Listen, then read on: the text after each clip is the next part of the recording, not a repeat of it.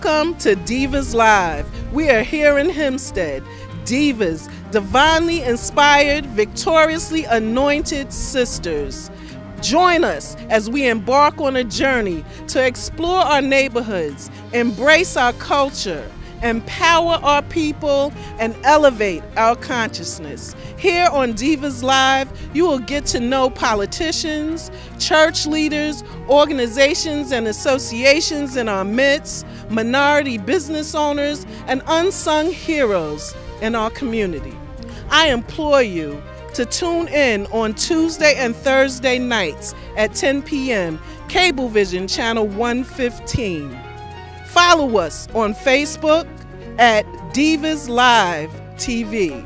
Follow us also on Instagram and Twitter at Divas Live TV. Divas, divinely inspired, victoriously anointed sisters. Political Action Committee. Your issues are our issues. Welcome to Divas Live, Roosevelt, Long Island. At Divas Live, we ask the tough questions. We will expose corruption and traitors to our cause. We will send a clear message to our legislators and our lawmakers and our politicians that we will use the power at the ballot box. We will only support politicians that respect our agenda. The issues in the corridor remain constant: crime, gang violence, education, poverty, poor housing. And we will fight until victory is won. Because you count. Divas Live TV from Freeport. Join us every week as we discuss issues that affect our community. Here in Freeport, like our neighbors in Roosevelt and Uniondale, we've also been impacted by the mortgage foreclosure crisis. So join us every week. Tell us what issues are important to you. Send us a message on Facebook, on Twitter, and also check out our shows on YouTube. Divas Live TV. Hi, it's Divas Live, and we're here in Uniondale, and I'm standing next to one of my favorite people in the world. Listen, everything that you previously heard, our twist on everything is going to be that we're going to be God-centered. We're a community that has been rejected, we've been taken for granted, we've been overlooked. And what our goal is to encourage a sense of community. We want everyone to know in the corridor that we do count, and we've counted for a long time. So we just want to encourage everybody to tune in, and we want to invite you to come over to us. We're going over to the studio now. Our first guest is going to be Mel Harris, the president of the Hempstead chapter of the NAACP. So come on, we're going over now. Welcome everyone to Divas Live, divinely inspired, victoriously anointed sisters, Political Action Committee. Here I have with me today my sisters, Cherie Hardwick, Michele Baptiste, and Diane Jackson. We are so pleased to be here in the studio. We're going to have lots of fun, right, ladies? Oh, yes, we have some wonderful guests coming up, and we're going to get into the issues that are involved in our community. We have a great guest with us today, Mr. Melvin Harris Jr. We are so delighted to have him with us today, and we'll be shooting lots of footage outside and with members of everyone's organizations and some family members, and we're just going to have a great time. Yes. Okay? Yeah. All right. So we'll be right back with our program with Mr. Melvin Harris Jr.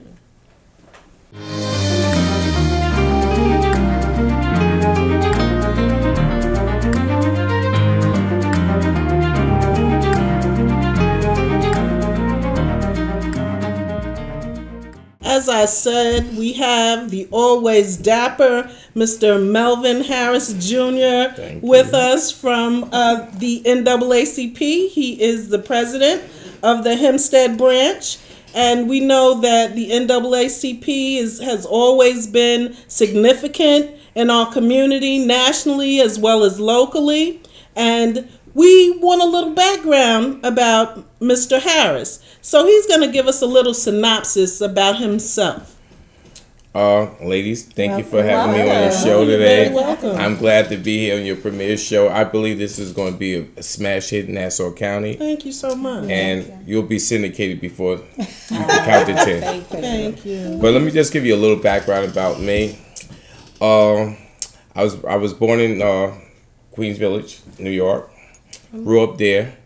I was fortunate enough to grab a job at the New York City Transit Authority at the age of 22, where I drove a city bus for 17 years before I became the union chairman at a location where I've successfully won 4 consecutive elections, representing some of the fine men that moved New York City from Amalgamated Transit Union Local 1056. And I also work for the Nassau County Executive, Edward P. McGannell, current county executive out here, who's doing a terrific job. If I say so myself, doing a terrific job. I said it twice. You said it twice. And I'm also president of the NAACP Hempstead branch, past president of Ocean Garden Civic Association. And it's just great to be on your show today. That's wonderful. You work for Ed Mangano and you're president of the NAACP. Is there a conflict there? No, there's no conflict there. Only because I met Ed his first year he was running. He's a terrific guy, and it's more like working for a good friend of mine. Only because of the fact that once you get to know Ed McGannell, you're just gonna love Ed. And we don't agree on everything, but we do agree on the basic principles that every Nassau County resident deserves to be treated equally and fairly. We agree with that. Yeah, we definitely agree with that. Okay. The mission and the vision of the National NAACP. Could you enlighten us on that? Well, the vision of the NAACP has always remained the same.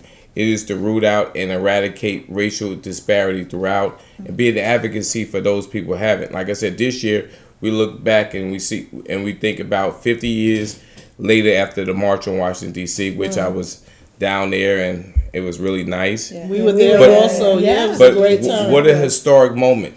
Just to know that 50 years prior, some of the great historian statues that we reminisce about stood right where we stood there it was that amazing. day for the same things. But as far as we go, we've come a long way. Yes. But when we look at a lot of the conditions out here in Nassau County, how far have we really come? Yeah. We have a long way to go. Yeah, absolutely. Yeah. Right now, we're looking into investigating some of the major disparities at the hiring practices at the local colleges, where we see that there are not that many African Americans hired as professional staff at some of the colleges that have more than 60% minorities that go there.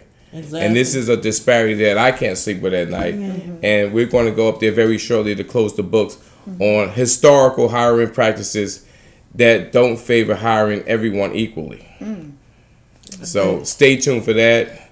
We're not going to tell you which college. The question, what we will tell you is too many colleges have not met the quota for hiring equally throughout Nassau County. Wow. So what are some of the other initiatives that you're working on now? Well, education has always been a prime initiative of the NAACP, only because we understand that education is the real railroad out of poverty, that's it, away from crime, away from the gangs. So that's one of the things we work on. We were fortunate enough to have Mr. Julius Brown come to our meeting yesterday and showed us the direction. He's with the Hempstead School Board. He's the deputy superintendent. They're very articulate. And we wanted him to come because many times everyone talks about the Hempstead School District in such a negative light. We just wanted to put a positive light on it. We know where the school district is at right now. We want to really know where the school district is going. And he gave us some very exciting plans about where the school district is going in terms of some of their new initiatives. And I was pleased to see that we hope that go forward. And I hope that the school board invites the NAACP in to become a partner in education with them. Awesome. That would be wonderful. Awesome. Invite Jalees in too. Thank you so much. We'd love to be there. So, Mr. Harris, I just wanted to talk to you about voter fraud and election fraud. Locally, we've had some issues come up in some of our elections, and I just wanted your thoughts on what you would like to do as the president of the NAACP to fight those type of issues. Well, first thing first, voter fraud is a serious issue in America.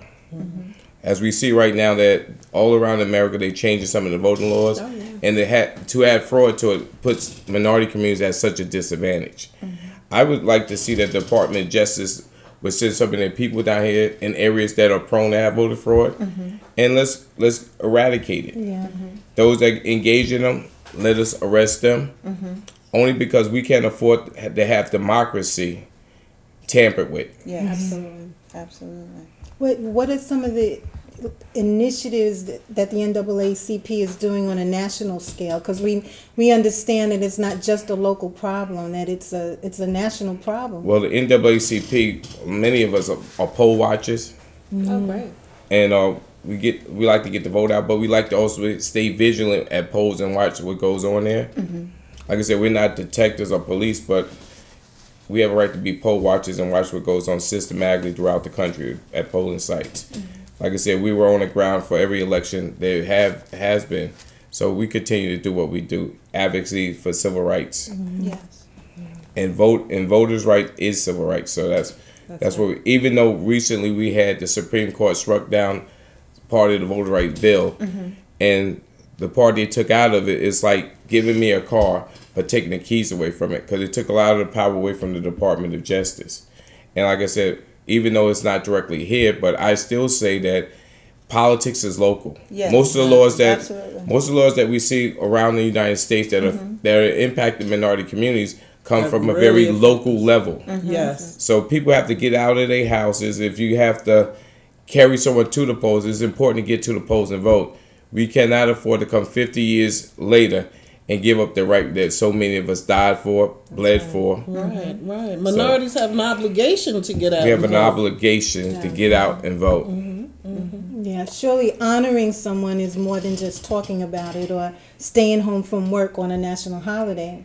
You can honor Dr. King, absolutely, and everyone that died in the civil rights movement, the freedom riders, when you just think about it, just looking at the newsreel still makes my hair stand on end. That, just because of what they did, if for no other reason, even if you don't want to vote, that should make you want to go out and vote. Yeah. Absolutely. And don't just come yourself. Bring family. Bring your children. Bring your aunts. Bring your uncles. Call everyone to get out and vote. Never come to the poll by yourself. It's true. How did you feel the night that Trayvon Martin verdict came in? How did you personally feel? Well, personally, I felt devastated that here we go again. And I was at a convention in Florida, Orlando, Florida, the NAACP. The night the verdict came in, we had maybe like a 5-minute head start before it flashed across TV screens, and I said to myself, "Wow, a young man on his way somewhere, shot down in cold blood, and no one saw the justice like we saw it." But then again, this is not the first time that someone that looks like us has been shot down in cold blood, and the courtroom has saw things quite differently from what we saw. Yes. And I just imagine that maybe if they just saw Trayvon Martin as a kid with if he had no color, just a kid on his way home carrying candy and a soft drink, maybe they would have saw it differently. You know what I mean? Like I said all the time, what a tragedy that anyone at that age would lose their life over simply walking home.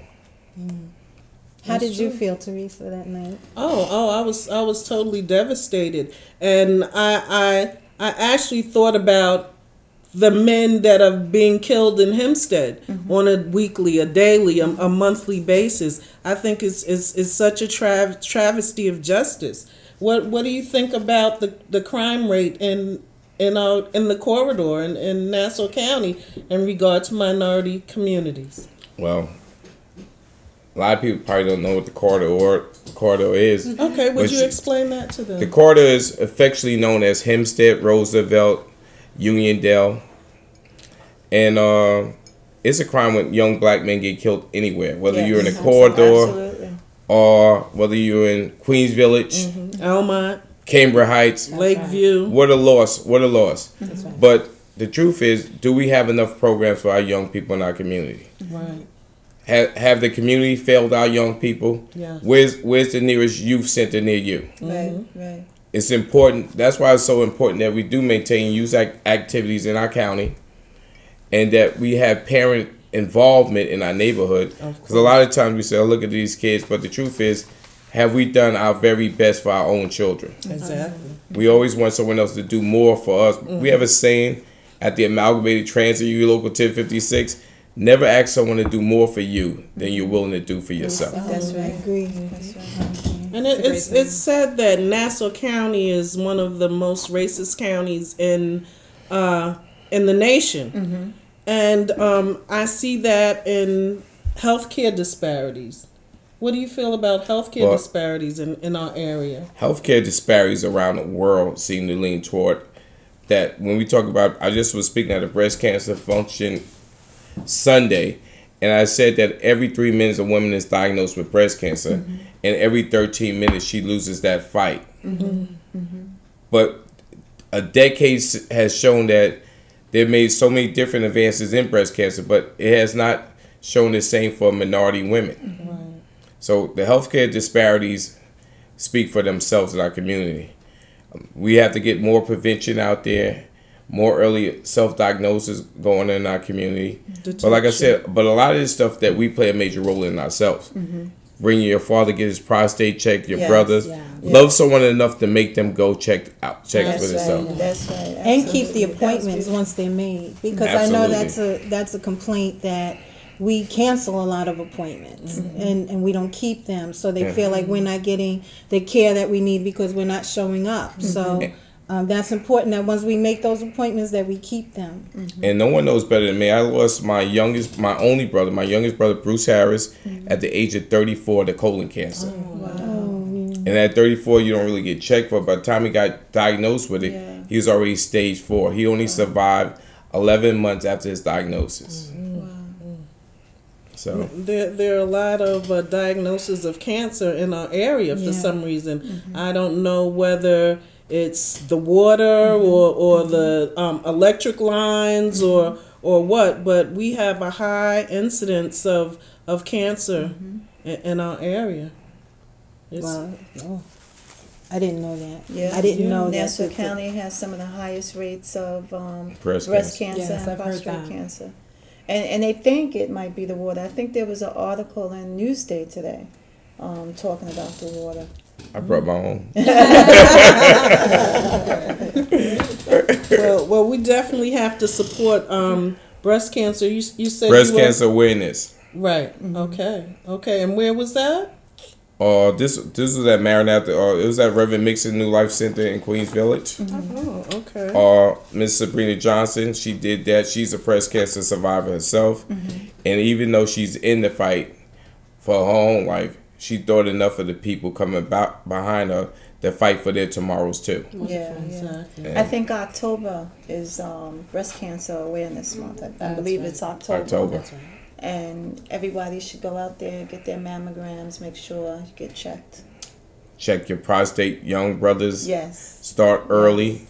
And ladies, we also have to do the self-examination. That's important as well. Because we're often the first ones to detect it. Right. To fill that lump or whatever. Yeah, we can't keep poo-pooing everything away like it doesn't mean anything. We have to take it seriously. And nobody knows your body better than you. That's it. You know when something different is going on. Prevention is the best cure. Well, I didn't realize that the Hempstead branch serviced so many of its outlying areas like Baldwin, Floral Park. Yeah, so many different outside. And if I didn't know, probably a lot of the residents in those areas didn't know that there's a Hempstead, that the Hempstead branch is there to service The Hempstead them. charter was chartered in 1939. So it's one of the largest chartered branches in Long Island.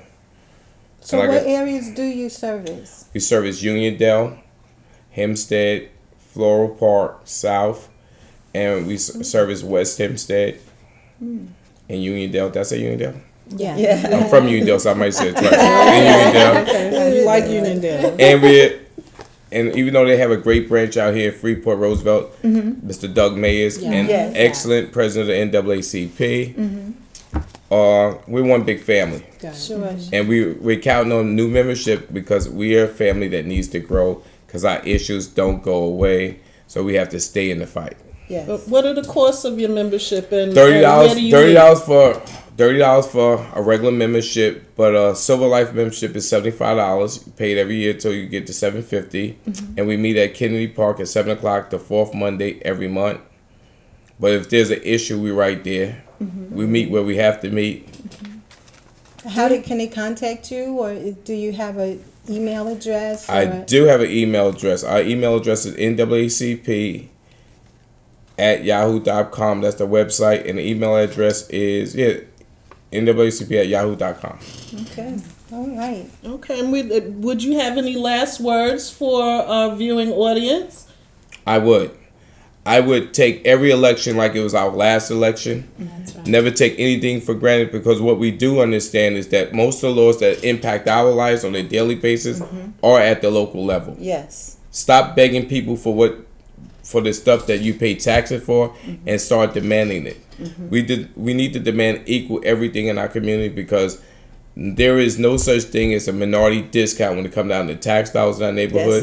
We're paying our fair share, so we want our fair share, if not more. And ladies, I want to thank you so much for inviting me on your first show. I feel like a star a little bit. I'm surrounded. Thanks for coming. Well, you can't say the minority community in Nassau County without saying Mr. Melvin Harris Jr. He is a pillar in our community, and we thank him so much for being with us on this premiere show of Divas Live. We thank you so much. We appreciate all of your work in our community, and God bless you and everything that you do. God bless you all. Thank you so much.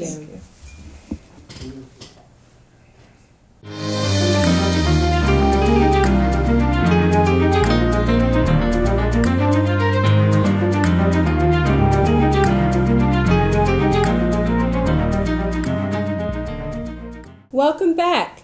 Every week on Divas Live, you'll hear us send our accolades to members of the community who we feel deserve a special shout out. This week, we recognize and acknowledge Tammy Williams from LEAP.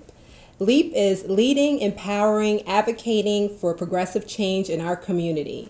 Thank you for all that you do in the community. Our community is better because of you. We all can remember one of the first Bible facts that we learned as children, and that was the shortest verse in the Bible, Jesus wept. And I can remember as a young child, we all fighting to be the first ones to recite that verse. But there's another short verse in the Bible that will change the world if we would let it. And that is, let brotherly love continue. So we Divas would like to leave you with this thought. No one says it better than our senior pastor, Bishop Frank Otherwhite. He always tells us it's just nice to be nice. But if you're battling demonic forces and in severe battle, what you might want to say, like our pastor, Bishop Frank Anthon White, instructed us to do on Sunday, preface it by saying it is written that brotherly love will continue, and watch things change. So we would love for you to just remember to watch us every week, and we're so happy that you joined us today. Join us next week, where the issue will be voter fraud on Divas Live. Thank you so much for tuning in. We appreciate your presence in our program. Thank you so much. Divas, divinely inspired, victoriously anointed sisters in your home. I just would like to say in closing, let your light shine, be a source of strength and courage, share your wisdom, and radiate love. Thank you so much for having us.